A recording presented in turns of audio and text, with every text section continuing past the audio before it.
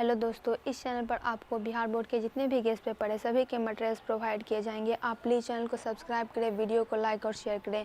तो आज हम सर्वनाम का जो कि हिंदी व्याकरण का एक पार्ट है इसका पूरा ऑब्जेक्टिव करने वाले हैं। तो स्टार्ट करते हैं। यह मेरा छोटा भाई सौरभ है किस सर्वनाम का उदाहरण है? तो सबसे पहले हम जानते हैं सर्वनाम क्या होता है। तो जो सब संज्ञा के स्थान पर प्रयुक्त होते हैं उनको कहते हैं सर्वनाम। जैसे यह, वह, हम, तुम, मैं, मेरा, तुम्हारा। सर्वनाम का मतलब होता है सर्वनाम। देखिए, सर्वनाम यानी सबका नाम। इसका मतलब है कि इसका प्रयोग सबके नामों के स्थान पर होता है। और सर्वनाम के बहुत सारे प्रकार होते हैं। तो उसमें पूछा जा रहा है यह मेरा छोटा भाई सौरभ है, तो ये किस सर्वनाम का उदाहरण है? तो ये निश्चयवाचक सर्वनाम का उदाहरण है। निश्चयवाचक सर्वनाम का मतलब होता है कि इस सर्वनाम से किसी निश्चित व्यक्ति वस्तु का बोध होता है। यानी ये जो बोल रहा है ये कन्फर्म है कि ये इसका छोटा भाई सौरभ है, तो निश्चयवाचक सर्वनाम होगा। सर्वनाम के कितने भेद होते हैं? सर्वनाम के 6 भेद होते हैं। आप लिख लीजिए: पुरुषवाचक, निश्चयवाचक, अनिश्चयवाचक, संबंधवाचक, प्रश्नवाचक, निजवाचक। सर्वनाम किसे कहते हैं? तो जो सब संज्ञा के बदले प्रयुक्त होते हैं उन्हीं को सर्वनाम कहते हैं।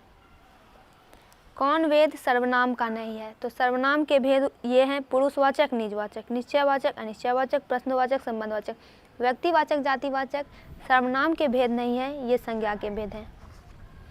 सर्वनाम के भेद कौन नहीं है? तो ये हो जाएगा द्रव्यवाचक, गुणवाचक, जातिवाचक। ये सब संज्ञा के भेद हैं। सर्वनाम का उदाहरण कौन सा नहीं है? तो देखिए यहाँ पे हो जाएगा अमेरिका, ये तो प्रॉपर नाउन है। संज्ञा का हो जाएगा रूस, भारत, चीन। ये सब जो है संज्ञा के उदाहरण है।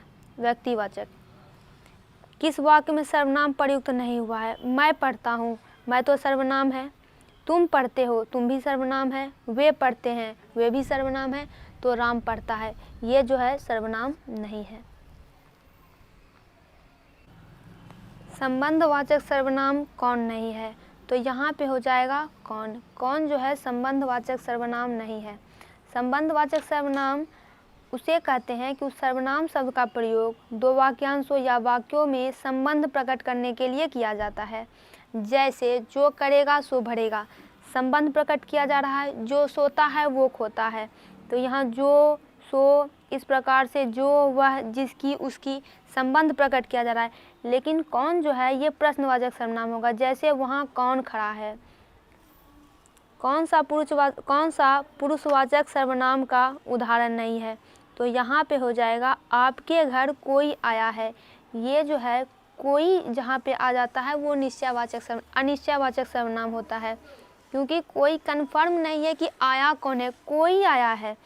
जैसे जिस सर्वनाम शब्द से किसी निश्चित व्यक्ति, वस्तु आदि का बोध नहीं होता उसे अनिश्चयवाचक सर्वनाम कहते हैं। और एग्जाम्पल देखें तो जैसे कोई आ रहा है, पता नहीं है कौन आ रहा है, कोई कंफर्म नहीं है, जानते नहीं है, लेकिन कोई आ रहा है तो अनिश्चय है। इसे कौन न स्वीकार करेगा, कौन सर्वनाम है? तो ये अनिश्चयवाचक सर्वनाम है। तो दोस्तों, सर्वनाम का पूरा ऑब्जेक्टिव कंप्लीट हुआ। अगर आप इतना कुछ कर लेते हैं, इतना चीज़ समझ लेते हैं कॉन्सेप्ट, तो एग्ज़ाम में सर्वनाम से आपका एक क्वेश्चन भी नहीं छूटेगा। वीडियो को लाइक करें, चैनल को सब्सक्राइब करें, वीडियो को ज़्यादा से ज़्यादा शेयर करें।